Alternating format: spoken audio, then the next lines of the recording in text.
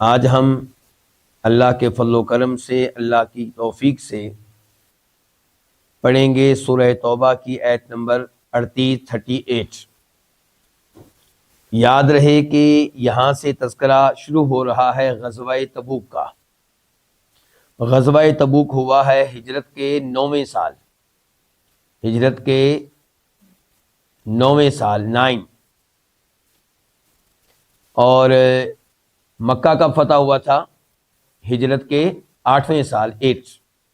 اس کا مطلب یہ ہے کہ مکہ فتح ہو چکا ہے اور اس کے بعد یہ غزوہ تبوک ہے۔ غزوہ تبوک کس لیے، کیوں، اس کے اسباب کیا تھے؟ جب نبی علیہ الصلوۃ والسلام نے مکہ فتح کر لیا اور حنین کی جانب بھی آپ نے فتوحات حاصل کر لی، دائیں بائیں لوگ دیکھنے لگے کہ ان لوگوں کا پورے عربوں کی زمین پہ قبضہ ہو چکا، دین اسلام یہاں پہ غالب آ چکا۔ اب وہ ڈرنے لگے کہ یہ قوت بن چکے ہیں، تو انہوں نے ہمارے اوپر حملہ کرنا ہے، تو کیوں نہ ہم ان کے اوپر حملہ کریں۔ چنانچہ مدینہ کی ایک سائڈ پہ شام واقع تھا، تبوک اور آگے شام میں غسانیوں کی حکومت تھی، اور یہ لوگ متحد تھے کس کے؟ رومیوں کے، قیصر روم کے متحد تھے۔ تو یہ لوگ سوچ رہے تھے مدینہ پہ حملہ آور ہونے کے بارے میں، اور مدینہ میں یہ بات مشہور و معروف تھی، جیسا کہ اس حدیث میں ہم نے یہ پڑھا، جس حدیث میں یہ آتا ہے کہ نبی علیہ السلام اپنی بیویوں سے 1 مہینے کے لیے الگ ہو گئے تھے، تو جناب عمر فاروق رضی اللہ عنہ کو اطلاع دینے کے لیے ان کا پڑوسی آیا، تو اس نے بتایا کہ بہت بڑا واقعہ ہو گیا ہے۔ تو عمر فاروق کہتے ہیں کہ میں نے کہا کیا غسانی آ گئے؟ کیونکہ مسلمان سن رہے تھے کہ غسانی حملہ کرنا چاہتے ہیں مدینہ پہ، تو عمر فاروق نے کیا کہا؟ کیا غسانی آ گئے؟ تو انہوں نے کہا نہیں، کہ اللہ کے نبی نے علیہ السلام اپنی بیویوں کو طلاق دے دی، اگرچہ آپ نے طلاق دی نہیں تھی لیکن بات مشہور یہ ہوئی تھی۔ تو نبی علیہ السلام کی حکمت عملی یہ تھی کہ پہلے اس کے کہ وہ ہمارے اوپر حملہ کریں، ہم ان کے اوپر حملہ کرتے ہیں۔ آپ دیکھیں حنین میں بھی آپ نے ایسے کیا جیسا کہ کل ہم نے پڑھا ہے، جب آپ نے مکہ فتح کر لیا تو آپ کو اطلاعات ملنے لگی کہ حنین میں جو قبائل آباد ہیں مسلمانوں سے مقابلے کے لیے جمع ہو رہے ہیں، تو آپ علیہ الصلوۃ والسلام پھر ان سے لڑنے کے لیے تشریف لے گئے۔ تو یہاں پہ بھی آپ صحابہ کرام کو لے کر نکلے، اور یہ بہت بڑی بات تھی۔ شام کی طرف جانے کا مطلب یہ ہے کہ اس زمانے کی سپر پاور ان کو چھیڑنا اور ان سے لڑنے کے لیے پہل کرنا، یہ بہت بڑی بات ہے۔ تو آپ علیہ الصلوۃ والسلام نے اس جنگ کا اعلان کیا اور وعدہ اعلان کیا، حالانکہ عام طور پہ آپ وعدے طور پہ یہ نہیں بتاتے تھے کہ لڑنے کے لیے ہم نے کدھر جانا ہے، آپ بلکہ اس بات کو چھپایا کرتے تھے۔ لیکن یہ جنگ ایسی تھی جس میں صورتحال وعدے کر دینا ضروری تھا تاکہ لوگ صحیح معنوں میں تیاری کریں۔ تو آپ نے بتا دیا کہ ہم نے تبوک کی طرف جانا ہے، اور فاصلہ مدینہ سے تبوک کا تقریباً 600 کلومیٹر تھا۔ 600 کلومیٹر اونٹوں پہ سوچیں آپ، اونٹنیوں پہ سوچیں آپ گاڑی کے حساب سے نہ سوچیں، کتنا بڑا سفر ہے یہ 600 کلومیٹر، اور گرمیوں کا موسم تھا، جون جولائی کا۔ اور مدینہ کی جو فصل ہے وہ پک چکی تھی۔ مدینہ کی فصل کیا ہوتی تھی؟ کھجوریں پک چکی تھیں۔ اس کا مطلب یہ ہے کہ کسانوں کے کھجوریں اتارنے کا وقت تھا، اور انہی کھجوروں پہ پورا سال گزرنا تھا۔ کھجوریں ہی ان کا سارا مال تھا، یعنی کہ کھجوریں کھائیں گے بھی، اور کھجوریں بیچ کر کپڑے بھی خریدیں گے، کھجوریں بیچ کر اپنی باقی ضروریات بھی پوری کریں گے۔ ان حالات میں آپ علیہ الصلوۃ والسلام نے جنگ کرنے کا اور جنگ کے لیے نکلنے کا حکم دیا۔ 600 کلومیٹر کا سفر ہے، بہت لمبا، موسم جون جولائی کا، اور قربانی کیا ہے کہ بچوں کو چھوڑ کے جانا ہے، گرمیوں کا یہ موسم، اتنا لمبا سفر، اور اپنی کھجوریں چھوڑ کے جانا ہے، بچے بھی چھوڑ کے اور اپنا بہترین مال بھی چھوڑ کے.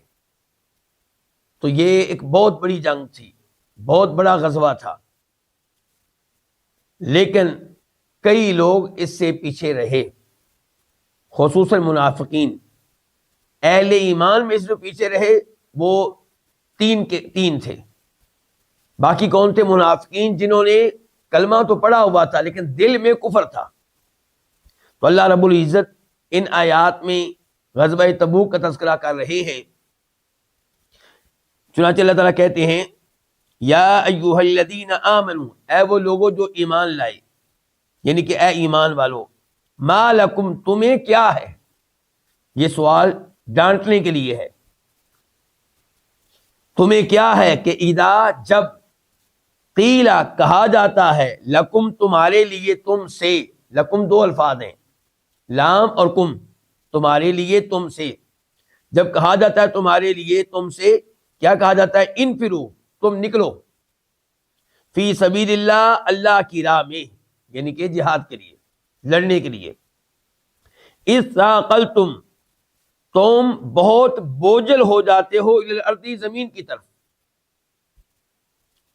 ارضیتم، آ کا معنی کیا؟ کیا رضیتم، تم راضی ہو گئے ہو، بالحیات الدنیا، دنیاوی زندگی پہ، من الآخرتی، آخرت کے مقابلے میں. من مقابلے کے معنی میں ہے. فما، تو نہیں ہے، یہ معنی نافیہ ہے، تو نہیں ہے، یعنی کہ اگر تم مطمئن ہو گئے ہو دنیاوی زندگی پہ آخرت کے مقابلے میں، تو سن لو، تو نہیں ہے متاع الحیات دنیا، دنیاوی زندگی کا ساز و سامان، فی الآخرتی، آخرت کے مقابلے میں. یہ فی بھی مقابلے کے معنی میں ہے. الا قلیل، مگر بہت کم، مگر بہت تھوڑا.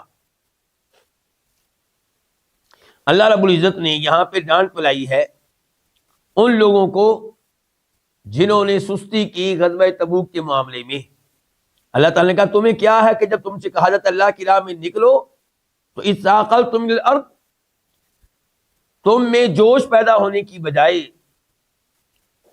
تم زمین کے ساتھ لگ جاتے ہو، یعنی کہ تمہارا نکلنے کو دل ہی نہیں چاہتا، اٹھنے کو دل ہی نہیں چاہتا،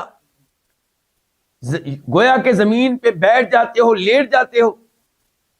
چاہیے یہ تھا کہ جب یہ حکم آیا تھا کہ نکلو اللہ کے راستے میں لڑنے کے لیے، تم میں جوش و خروش پیدا ہوتا، تم بڑے جذبے سے تیاری کرتے، ایک ماحول بناتے، لیکن تم زمین کی طرف بوجھل ہو گئے ہو، بیٹھ ہی گئے ہو، اٹھنے کا نام نہیں لیتے ہو. اللہ نے کہا کیا تم دنیاوی زندگی پہ، دنیا کی لذتوں پہ، دنیا کی نعمتوں پہ راضی ہو گئے ہو، مطمئن ہو گئے ہو، آخرت کی نعمتوں کو بھول گئے ہو؟ تو تمہیں یہ بات معلوم ہونی چاہیے، دنیاوی زندگی کا ساز و سامان آخرت کے ساز و سامان کے مقابلے میں بہت حقیر ہے. دنیا کی نعمتوں کی، آخرت کی نعمتوں کے مقابلے میں کوئی حیثیت ہی نہیں ہے. نبی علیہ الصلوۃ والسلام نے ارشاد فرمایا تھا کہ جنت میں وہ نعمتیں ہیں جو تم میں سے کسی نے نہ کبھی دیکھی، نہ کسی آنکھ نے کبھی نہیں دیکھی، کسی کان نے کبھی نہیں سنی، کسی دل میں ان کا تصور بھی کبھی نہیں آیا. تم سوچ بھی نہیں سکتے کیا کیا نعمتیں ہیں وہاں پہ، سوائے ان نعمتوں کے جو بتا دی گئی ہیں ان کے بارے میں کچھ نہ کچھ تمہیں معلومات مل گئیں، صحیح تصور ان کا بھی نہیں ہے.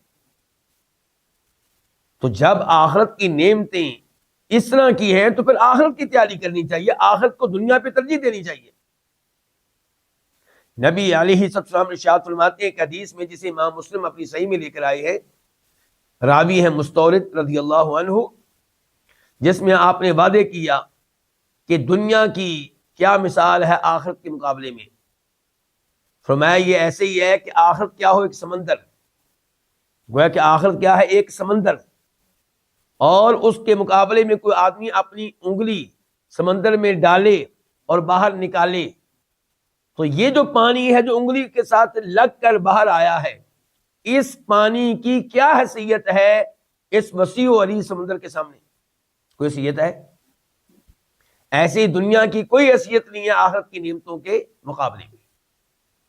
تمہیں چاہیے کہ جہاد کا نام سن کر جوش میں آ جاؤ، کہ اس کے ذریعے تمہیں شہادت ملے گی، اس کے ذریعے تمہیں جنت ملے گی، اس کے ذریعے تمہیں اللہ کی رضامندی ملے گی،